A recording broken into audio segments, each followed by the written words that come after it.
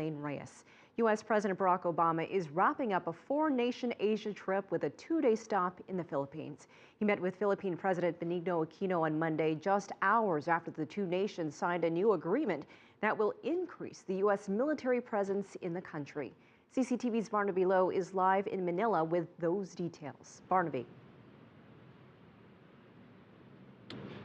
Well, Elaine, there was actually very little left for President Obama and President Aquino to discuss in terms of that new military agreement. When they met here in Manila on Monday, it was basically a done deal.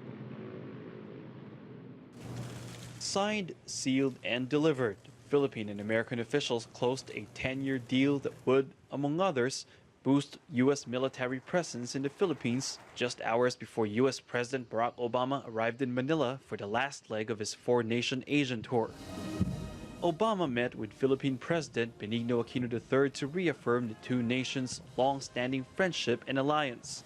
This as the United States seeks to rebalance its ties with Asia, and the Philippines strives to build what it calls minimum credible defense. I want to be very clear. The United States is not trying to reclaim old bases or build new bases. At the invitation of the Philippines, American service members will rotate through Filipino facilities. We'll train and exercise more together so that we're prepared for a range of challenges, including humanitarian crises and natural disasters like Yolanda. We'll work together to build the Philippines' defense capabilities and to work with other nations to promote regional stability, such as in the South China Sea. The deal, known as the Enhanced Defense Cooperation Agreement, will allow the United States to add more troops on the ground, build facilities, and pre-position military assets in various bases in the country. Philippine officials say it will in turn enhance the country's disaster response, defense, and maritime surveillance capabilities.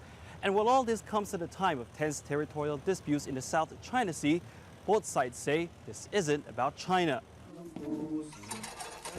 But it is precisely because of the Philippines' squabble with China and the United States' response in the aftermath of Typhoon Haiyan that Filipinos have warmed up to the idea of having more U.S. troops in the country. That's not to say, however, there's been no opposition. Protesters have staged demonstrations almost every day leading up to Obama's visit, and on Monday, they trooped to the presidential palace. There has not been a day over the last 12 years that U.S. forces were not here stationed in the Philippines. And this agreement would increase the prospect of having U.S. troops based not just in one place, but throughout the country. A number of lawmakers have also questioned the transparency of the negotiations and the legality of the agreement. But after more than 8 months of negotiations, Philippine officials are convinced, it seems, that this is in the best interest of the country. And just a few hours from now, Elaine, President Obama will be addressing Filipino and American soldiers in a military base here in Manila, and then he will proceed to the American cemetery where he will be paying tribute to Filipino and American soldiers who fought alongside each other during the Second World War, and then he departs for the United States. Elaine? And Barnaby, the U.S. did have bases in the Philippines, but they closed down in 1991. And as President Obama pointed out in the news conference on Monday, it was a challenging time in U.S.-Filipino relations. And we also saw some of the protests going on there in your report. So are we seeing the same kind of anti-U.S. sentiment right now?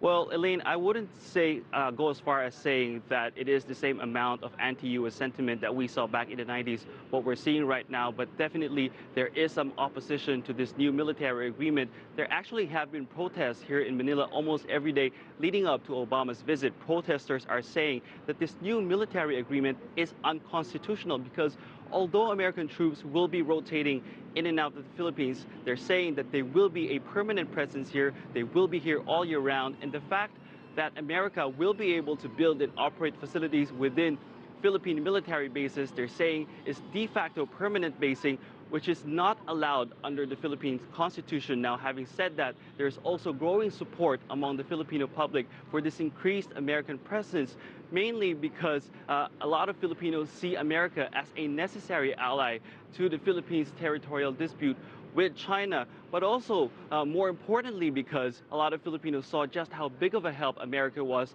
during and after Typhoon Haiyan. And so if more American troops were here, if more American military assets were stationed here, then they will be able to more effectively be able to respond to these emergency situations. Elaine?